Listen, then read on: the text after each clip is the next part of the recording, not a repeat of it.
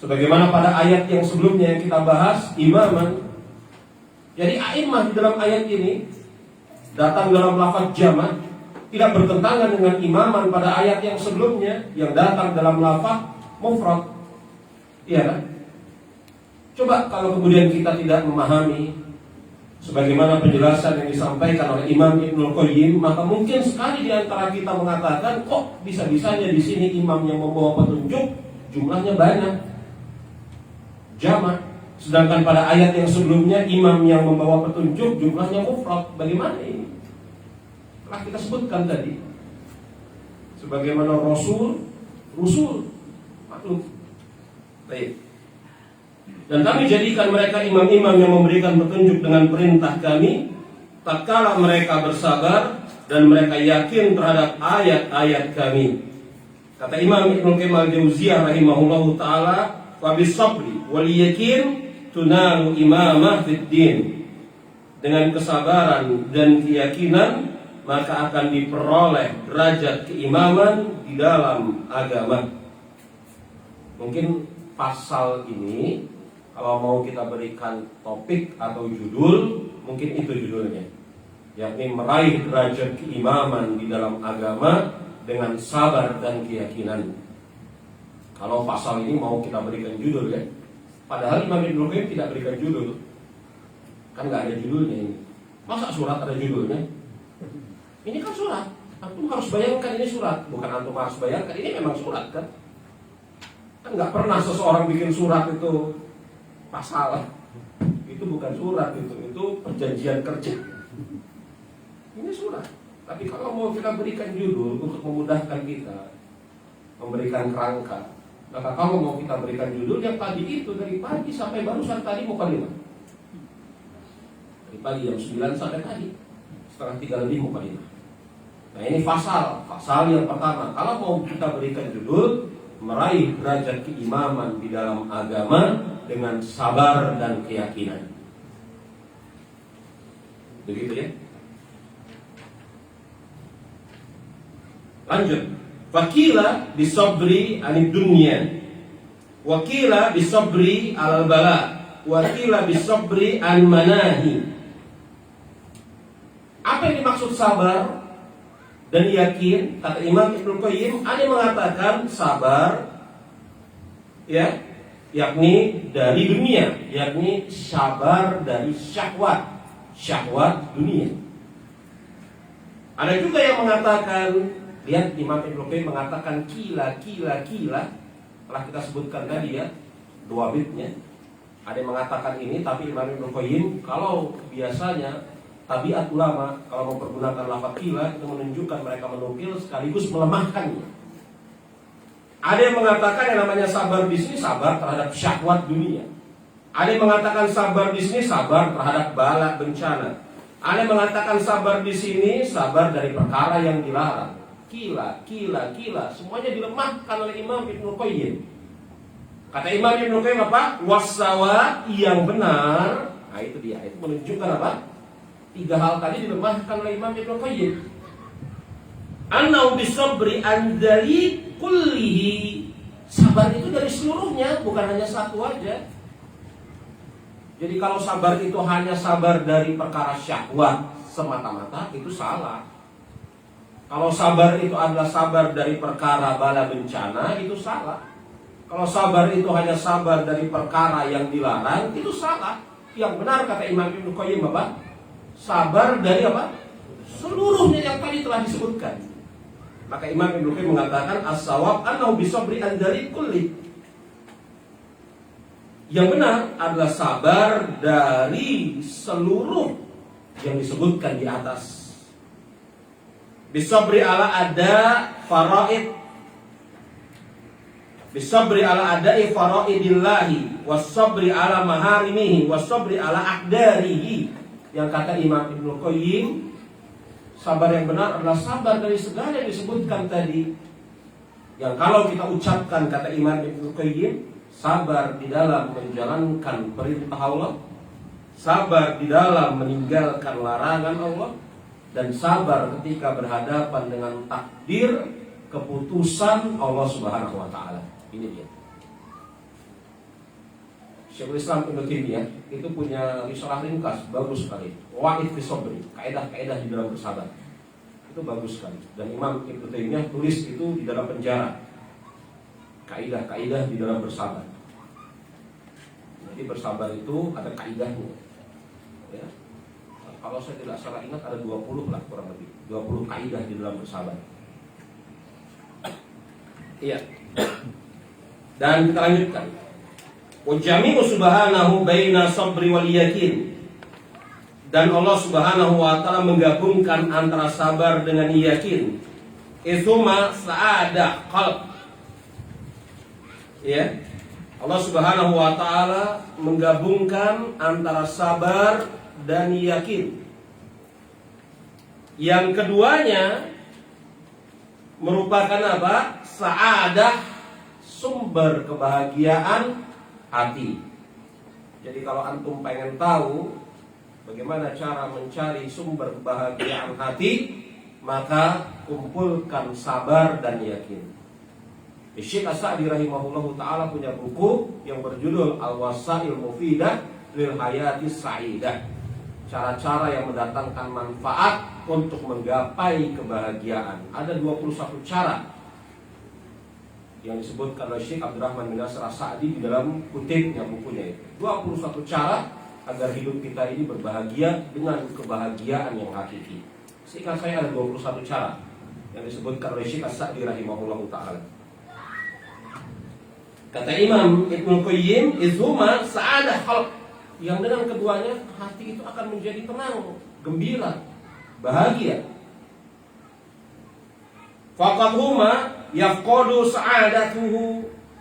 Andai kata ada satu yang hilang dari keduanya, maka akan hilang kebahagiaan yang ada di dalam hati. Apalagi hilang dua-duanya. Gak sabar, gak yakin, akan hilang sama sekali kebahagiaan yang ada di dalam hati.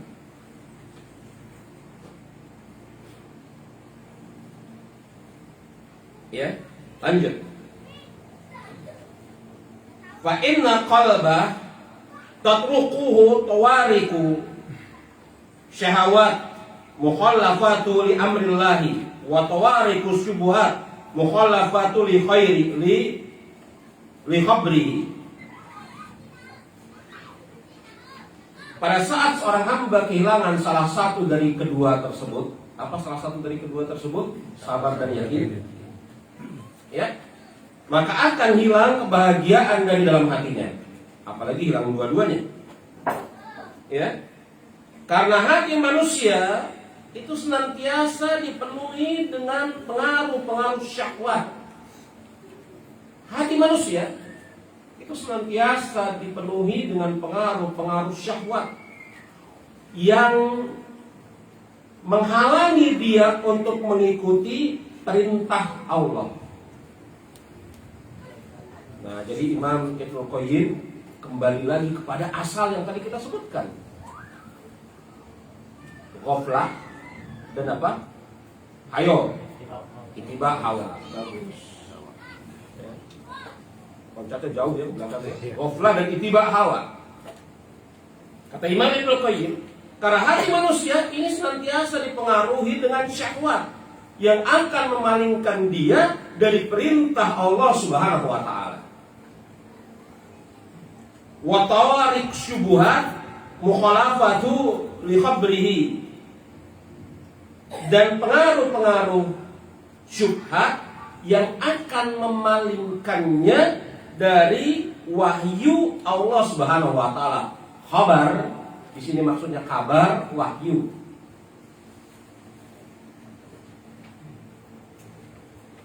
Fa bi sabri yadfa'u syahawat wa bil yakin yadfa'u syubuhat. Nah, ini dia. Kan manusia itu tidak akan mungkin menjadi imam kecuali pada dirinya ada dua hal. Apa tadi? Sabar dan yakin. Karena hati manusia itu senantiasa dipengaruhi syubhat dan syahwat. Iya kan? Syubhat dan syahwat inilah tadi penyebabnya ghaflah an zikrillah dan ittibaul hawa. Iya kan? Kita tarik tadi. Maka kata Imam Ibnu Qayyim, dengan sabar yadfa'u syahwat. Dengan sabar maka syahwat itu bisa tertepis, hilang atau terkurangi. Maka segala dosa yang berhubungan dengan syahwat, segala dosa maupun penyimpangan yang berhubungan dengan syahwat, maka obat pertama adalah sabar. Iya. Obat pertama sabar. Segala dosa, segala penyimpangan yang asal muasalnya muncul dari syahwat, maka obat pertamanya adalah sabar. Ya. Yadfa'u bisabri, kata Imam Ibnu Qayyim. Pengaruh-pengaruh buruk syahwat itu bisa dihilangkan dengan sabar. Lanjut. Wabil yakin yadfa'u syubuhat. Dengan keyakinan maka akan hilanglah berbagai macam syubhat. Maka segala macam bentuk penyimpangan yang munculnya dari syubhat, cara mengobatinya adalah perkuat keyakinan. Kan begitu ya? Maka orang yang yakin, orang yang sabar, semakin kuat, semakin dalam kadar keyakinan dan kesabarannya, semakin sedikit dia dipengaruhi dosa, syubhat maupun syahwat. Tapi orang kan nggak sama ya. Kadang-kadang dia kuat keyakinannya tapi nggak sabar. Dia sabar tapi kurang keyakinannya. Ada yang teguh di dalam menghadapi syubhat, tetapi lemah di hadapan syahwat. Betul? Ada yang kuat di dalam menghadapi syahwat, tetapi lemah di dalam menghadapi syubhat. Tapi hamba yang beruntung kuat di dalam berhadapan dengan syubhat dan kuat dalam melawan syahwat. Yang baru jelas rubuh di hadapan syubhat, rubuh di hadapan syahwat, ya, tenggelam di hadapan syubhat. Ini paling berusaha. Maka kan menjadi urusan kita adalah mempertebal keyakinan dan kesabaran. Dengan keyakinan hilanglah syubhat atau minimal berkurang, dengan kesabaran hilanglah syahwat atau minimal berkurang. Dan kita bisa lihat gimana untuk diri kita sendiri. Segala macam dosa itu hanya dua macam ini muaranya, syubhat atau syahwat. Ini ucapan Abdullah bin Abbas. Hanya ada dua muaranya. Kalau tidak syubhat, syahwat, dosa apapun. Ya, cuma ada dua muaranya. Kalau tidak syubhat, syahwat.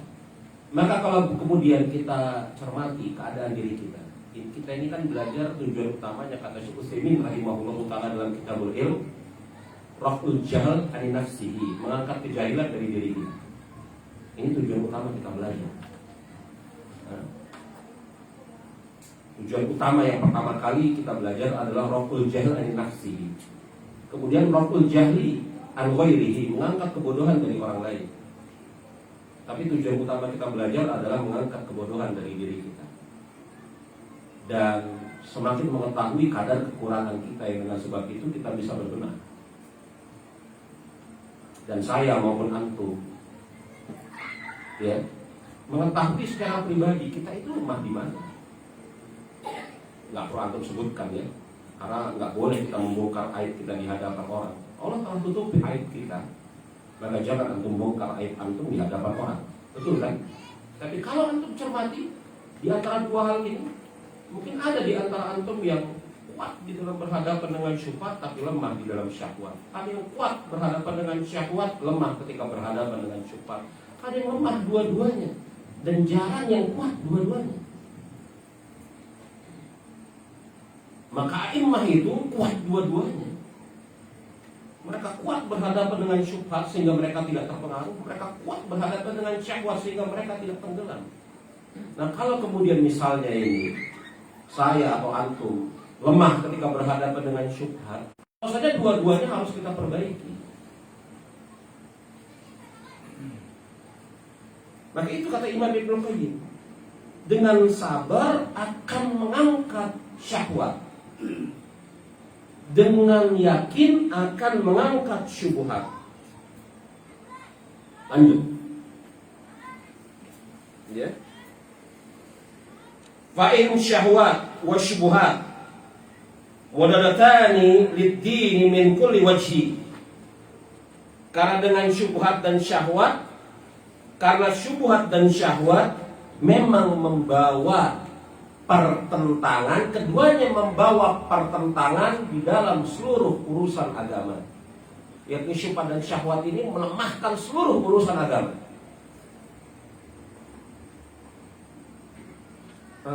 Paham ya yang saya sebutkan ini? Syubhat dan syahwat ini melemahkan seluruh urusan agama.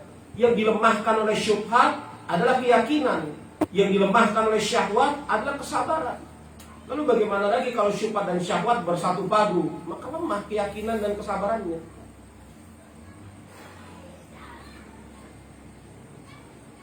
Lanjut. Imam Ibnu Qayyim luar biasa. Lihat, lanjut ya. Ada urusan apa kita harus mempertebal keyakinan dan kesabaran? Sudahlah, biasa-biasa saja. Terkadang ngikutin syubhat, terkadang nggak apa-apalah mengikuti syahwat. Bos, nggak begitu urusannya. Kalau kita mau menjadi hamba yang selamat, nggak begitu urusannya. Imam Ibnu Qayyim sebut. Lihat, lanjut. Wala yanju min adzabillahi ila man dafa syahwatihi bisabri wa syubuhatihi bil yakin. Nah, ini dia nih. Kata Imam Ibnu Qayyim, kalau risalah Imam Ibnu Qayyim ini mau kita kasih bold atau stabilo dalam bahasa kita atas kalimat-kalimat yang bagus, mungkin seluruhnya kita kasih stabilo ya. Betul nggak? Seluruhnya kita kasih garis bawah, seluruhnya kita kasih stabilo. Jadi kalau kata bahasa anak kekinian, isinya daging gitu loh. Itu karomahnya ulama. Omongan mereka pendek tapi manfaat. Kata Imam Ibnu Qayyim, kan kadang-kadang ngapain kita mesti pusing sama syubhat sama syahwat? Ya, nggak apa-apa lah agar hidup itu bercorak, sekali-kali bercorak. Sekali-kali mengikuti syubhat lah, sekali-kali ya nggak apa-apa lah menturuti syahwat agar hidup bercorak. Kata Imam Ibnu Qayyim, wala yanju min adzabillahi ila man dafa'a syahwati bisabri wa syubhati bil yakin. Karena seseorang itu tidak akan selamat dari azab Allah Subhanahu wa taala. Karena seseorang tidak akan selamat dari azab Allah Subhanahu wa taala kecuali yang mampu menolak syahwatnya dengan kesabaran dan mampu menolak syubhat dengan keyakinan. Jadi ini urusannya azab, bos. Bukan alasannya, bukan urusannya hanya sekedar hidup berwarna-warni penuh corak. Ya, gak usah lurus-lurus amat lah menjemukan hidupnya. Ya gak usah terlampau taat lah. Bosan.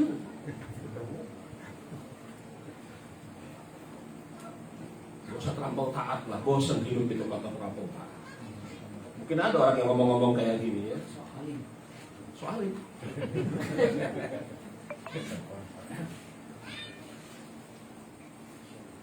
usah terlampau taat lah, biasa-biasa saja. Ya sekali-kali sholat, sekali-kali mabuk lah.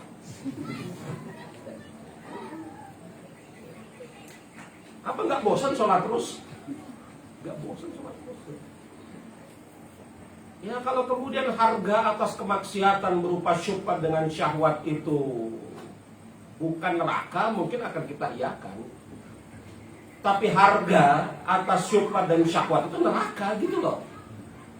Maka sebagai orang yang berakal nggak bakal mengiyakan, harganya neraka kok.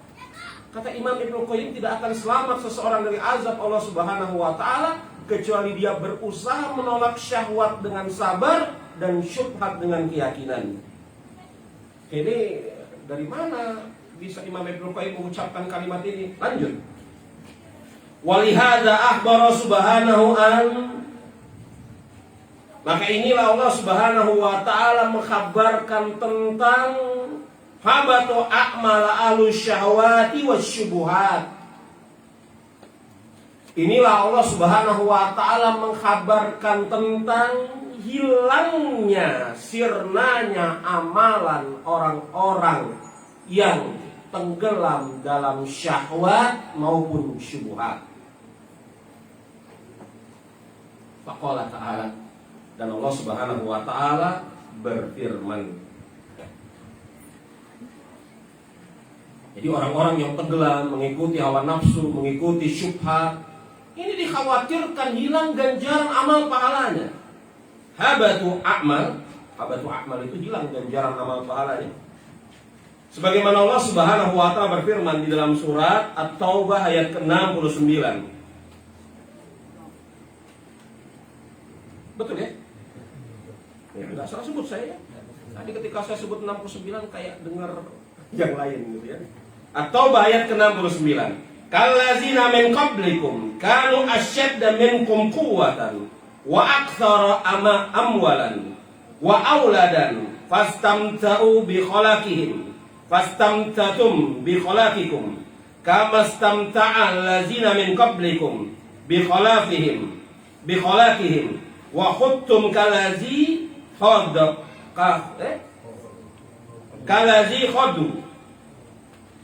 Keadaan kamu, yakni orang-orang munafik, orang-orang musyrik, seperti orang-orang sebelum kamu.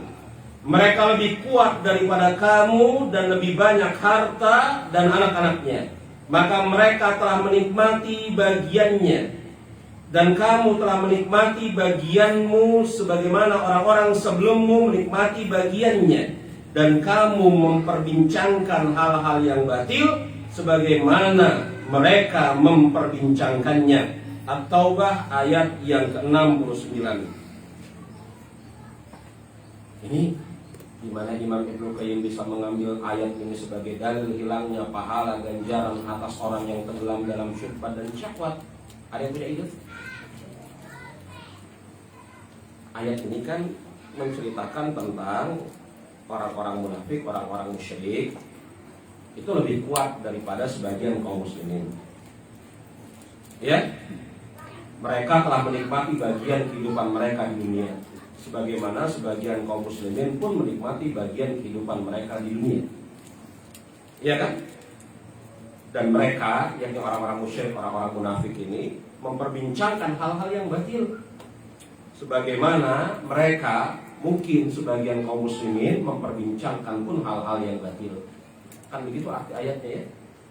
Pertanyaannya, dari sudut mana ayat ini dijadikan dalil oleh Imam Ibnu Qayyim bahwasanya orang yang terpengaruh dengan syubhat dan syahwat dikhawatirkan batal ganjaran amal pahalanya?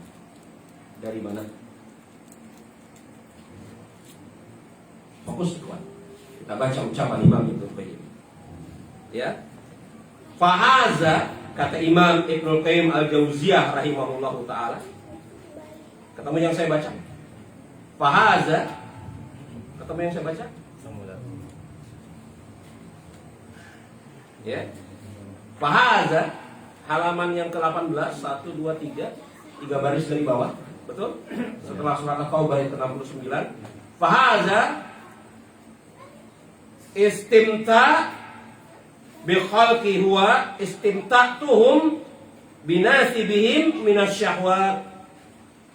Kata Imam Ibnu Qayyim Al-Jauziyah, yang dimaksud di dalam firman Allah Subhanahu wa taala menikmati bagian dalam ayat di atas adalah menikmati bagian mereka dalam urusan syahwat. Jadi menikmati bagian dalam urusan syahwat. Ini bagus sekali kalau antum buka mushaf antum terjemahannya, atau lihat di HP. HP ada terjemahannya biasanya kan. Yang dimaksud di sini menikmati bagiannya pada ayat ini, kata Imam Ibnu Qayyim, menikmati bagian mereka dalam urusan syahwat. Adapun firman Allah Subhanahu wa taala, wa khuttum kallazi khadu, akhir dari ayat ini, dan memperbincangkan hal-hal yang batil, maksud di dalam ayat ini, wa hadza huwa khaddul bil batil fid dinillahi wa huwa khaddu ahlu syubuhat. Yang dimaksud dengan memperbincangkan hal-hal yang batil, sebagaimana mereka memperbincangkan hal-hal yang batil dalam agama, dan inilah perbuatan apa?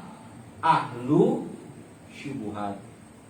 Menikmati bagian dunia itu syahwat, sedangkan memperbincangkan yang batil itu syubhat. Iya kan? Nah, jadi ayat ini dijadikan dalil oleh Imam Ibnu Qayyim atas tercelanya dan dikhawatirkan orang yang mengikuti syubhat lagi syahwat terkena ancaman azab dari Allah Subhanahu wa taala, menikmati bagian dari dunia sebagaimana yang dilakukan oleh orang-orang musyrik tersebut. Itulah mereka mengikuti syahwat mereka. Sedangkan mereka berbincang dengan perbincangan yang batil sebagaimana dilakukan oleh orang musyrik pada saat itu adalah mereka berucap dengan kalimat-kalimat yang penuh dengan syubhat. Makanya kemudian Allah Subhanahu wa taala berfirman pada ayat ke-69 masih di bagian akhirnya. Lihat. Tsumma qala, kemudian Allah Subhanahu wa taala berfirman, ulaika habitat a'maluhum fid dunya wal akhirah wa ulaika humul khasirun. Dan merekalah adalah orang-orang yang sia-sia amalannya di dunia dan di akhirat. Mereka itulah orang-orang yang merugi. Jadi yang mengambil bagian dari dunia, yakni mengikuti syahwat dan berbicara yang batil, yakni berbicara perkara syubhat, kata Allah Subhanahu wa taala, merekalah orang-orang yang merugi. Kemudian Imam Ibnu Qayyim mengatakan, fa'ala subhanahu abatu a'mal wa khosran bi ittiba'i syahwat allazi huwa istimta'a bil khalqi wa ittiba' syahwat allazi huwa qaddu bil badil. Dan Allah Subhanahu wa taala mengaitkan antara hilangnya amalan dan kerugian seseorang dengan mengikuti syahwat yang diibaratkan dalam ayat itu dengan apa? Menikmati bagian dunia, ya. Dan mengikuti syubhat yang diibaratkan di dalam ayat itu dengan apa? Berbicara yang batil, dengan tenggelam dalam ucapan yang batil. Selesai pasal yang pertama. Pasal yang kedua.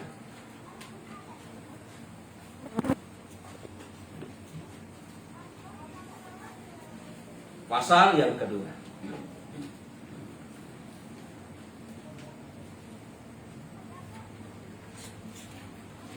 Jadi pada ayat yang ada di dalam surat As-Sajdah ayat ke-24, mana ayatnya? Di halaman berapa tadi? Halaman ke-17. Halaman ke-17, kita mundur ya.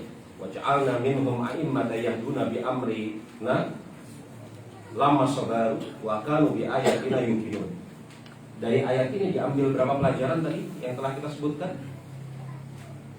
Bahwasanya keimaman hanya bisa diperoleh dengan dua hal. Yang pertama, kesabaran, dan yang kedua, keyakinan. Maka di pasal ini Imam Ibnu Qayyim menyebutkan dua hal yang lain. Dua hal yang lain. Kita lanjut. Pasal kedua mungkin ya. Wa kama annahu subhanahu ala qa'imama fid din bis sabri wal yakin. Ketemu yang kita baca? Ya. Sebagaimana Allah Subhanahu wa taala mengaitkan keimaman dengan kesabaran dan keyakinan. Antum mungkin supaya nggak bingung, mungkin ya dikasih catatan. Ini lagi berbicara tentang as-sajdah tadi, ya. Karena sekarang ingat, tapi nanti sampai rumah ini ngomongin apa Imam Ibnu Qayyim? Ya, ngomongin apa ini kesabaran dan keyakinan? Ini konteksnya apa? As-sajdah yang tadi. as-sajadah yang ada di dalam ayat ke-17, ayat ke-24. Lanjut. Sebagaimana Allah Subhanahu wa taala mengaitkan keimaman di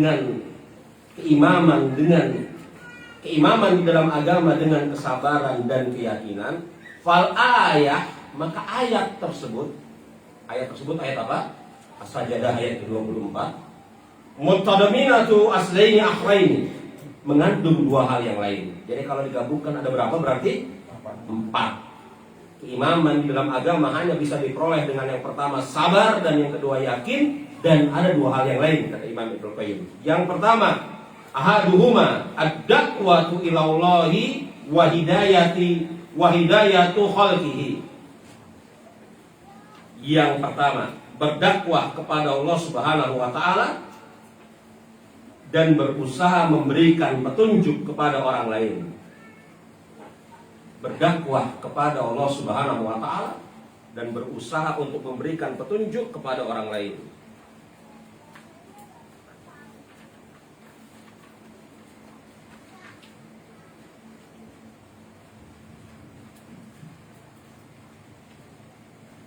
Dari mana dalilnya? Berdasarkan surat As-Sajdah tadi. Ayo. As-Sajdah ayat ke-17. Ada yang bisa jawab? Hujan ya Pak. Helm atau jaket yang ada di motor mungkin perlu disingkirkan. Ayo. Oh ini mau asar sudah? 45? Oh iya. Helm, jaket atau tas mungkin.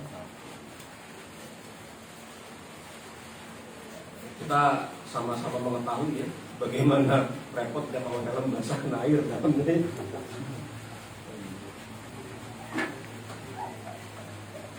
Helm apa namanya, jaket, tas mungkin. Kita lanjutkan pembicaraan kita. Berarti di dalam ayat ini, As-Sajdah ayat yang ke-24 ini, ada dua hal yang lain.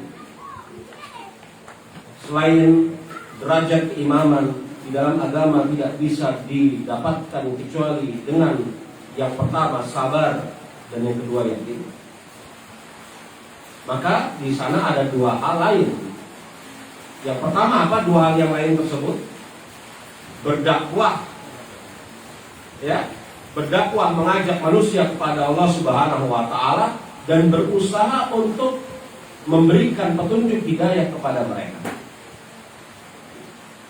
Nah, ucapan ini yang barusan saya ucapkan tadi dalam As-Sajdah ayat ke-24 itu dipetik dari lafaz yang mana? Yahduna ahsan. Wa ja'alna minhum a'immata yahduna. Dan kami jadikan di antara mereka imam-imam yang memberikan petunjuk. Nah ini dia.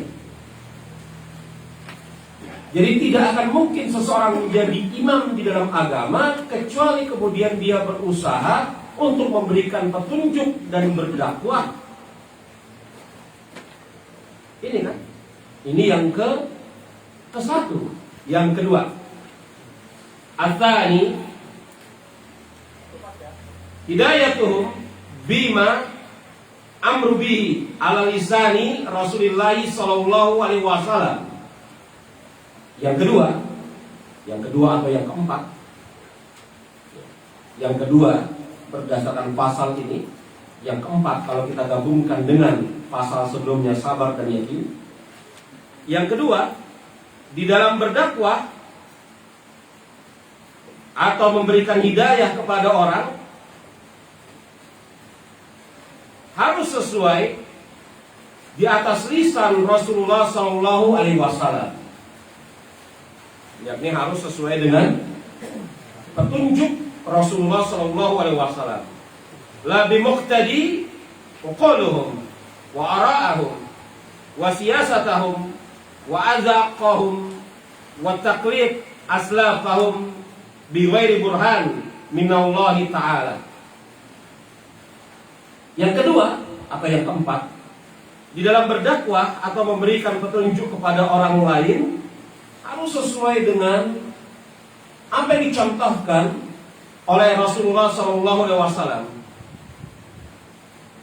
Tidak semata-mata berdasarkan akal-akalnya, atau atau pendapat-pendapatnya, atau siasatihim, atau siasatnya, atau azwaqahum, atau azwaqnya, perasaan-perasaannya, wa taqlid aslafahum, atau taklid kepada pendahulunya. Bukan semata-mata berdasarkan akal, perasaan, taklid kepada orang-orang sebelumnya. Bighairi burhan, tanpa ada petunjuk dari Allah Subhanahu wa taala. Li'ana qala, karena sesungguhnya Allah Subhanahu wa taala berfirman, yahduna bi amrina. Mereka berusaha untuk memberikan petunjuk bi amrina. Di sana ada lafaz bi amrina, yang artinya apa? Mereka memberikan petunjuk bi amrina, kepada urusan atau perintah kami. Lanjut. Fahazihi arba'ah usul tadabantuha hazil ayat. Maka 4 hal ini merupakan pokok kandungan isi ayat ini. Apa 4 hal tadi? Sabar dan yakin, yang pertama, yang kedua, yang ketiga berdakwah kepada Allah, yang keempat dengan tata cara yang dicontohkan oleh Rasulullah SAW. Jadi ada 4 ya. Sabar, yakin, berdakwah kepada Allah. Karena banyak orang berdakwah kepada Allah tetapi tidak di atas thariqah Muhammadiyah. Betul? Tidak di atas thariqahnya Rasulullah. Banyak orang berdakwah mengajak kepada Allah tetapi tidak di atas thariqahnya Rasulullah. Maka yang benar berdasarkan as-sajadah tadi, sabar, yakin, dakwah ala thariqah Rasulullah. Mudah ya? Sabar, yakin, dakwah ala thariqah Rasulullah.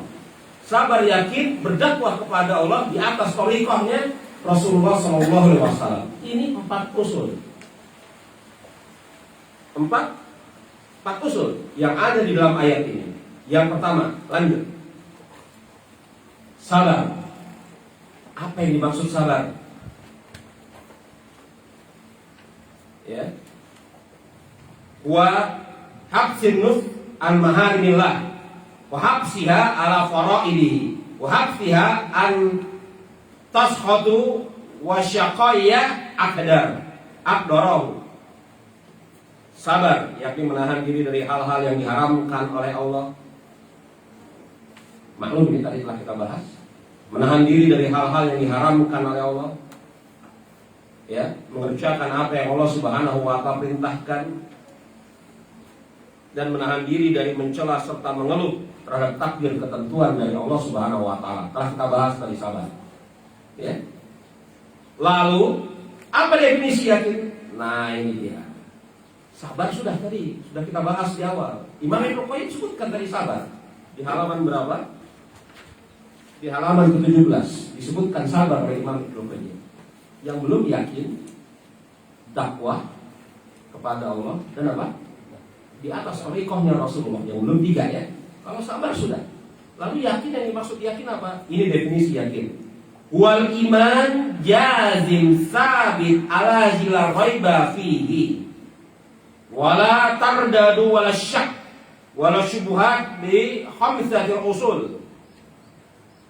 Kata Imam Ibnu Qayyim al-Jauziyah, yang dimaksud iman adalah, yang dimaksud yakin adalah keimanan yang jazim, yang mantap, sabit lagi kokoh, ala zila raiba fihi, yang tidak ada keraguan di dalamnya. Imanan yang mantap dan kokoh, yang tidak disertai dengan keraguan di dalamnya. Pertentangan ya pertentangan maupun roiba itu keraguan. Syak itu apa ya? Syak itu apa? Iya. Roiba itu keraguan, syak itu ragu juga. Ya. Tapi pasti beda ini artinya. Pasti beda. Syak kita membutuhkan ya.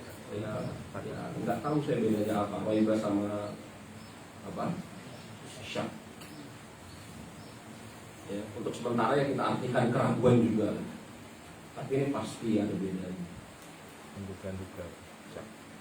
Kalau di dalam tingkatan ilmu, Imam Ibnu Utsaimin sebutkan bahwasanya apa?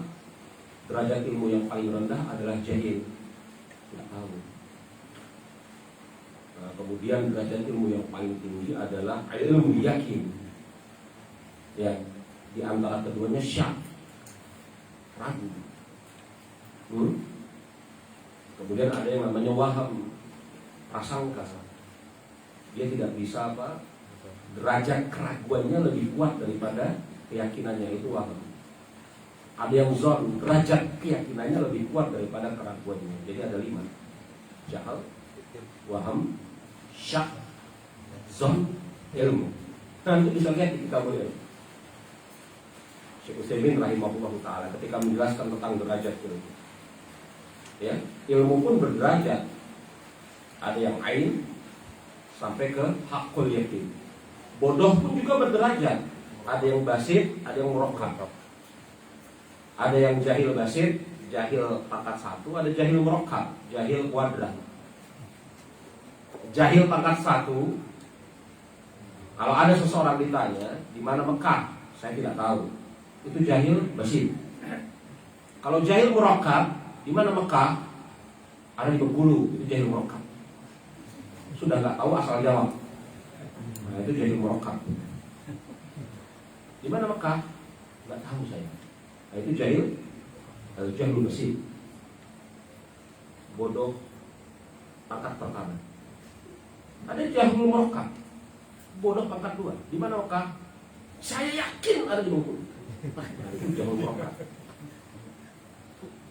Ya. Ada lagi lebih dari murokkab, pangkat 3. Di mana Mekah? Saya yakin ada di Bengkulu. Siapa yang tidak yakin itu tersesat. Jahil pangkat 3. Ya, itu disebutkan oleh para ulama ketika menjelaskan tentang tingkatan-tingkatan ilmu. Kalau ilmu ada yang apa? Ainul yakin. Ada yang hakul yakin. Iya kan? Di mana Mekah? Setahu saya di Saudi. Karena dia dapat informasi, betul? Di mana Mekah? Tidak pasti di Saudi. Kok bisa tahu? Ya saya lihat ada pelangnya Mekah. Ayo, lihat. Ini derajat ilmu ya. Nah, syak sama roiba itu beda, pasti. Tapi apa artinya nggak ngerti saya. Dua-duanya diartikan dalam bahasa kita ya ragu.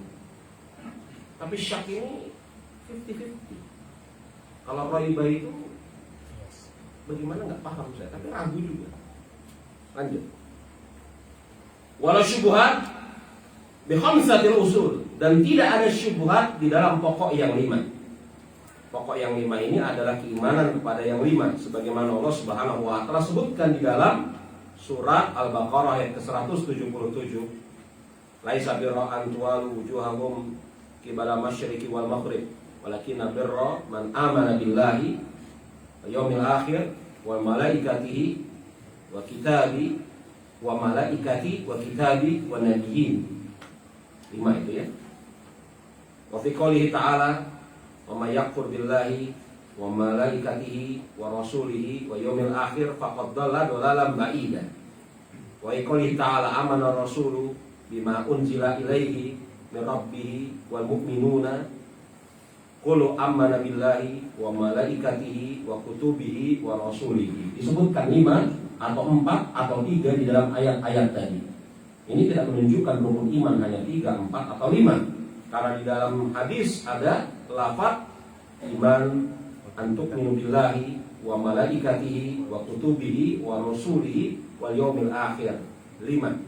Di dalam lafaz yang lain, wa tu'minuna bil qadari khairihi wasyarrihi. Maklum ya? Nah, ini dia.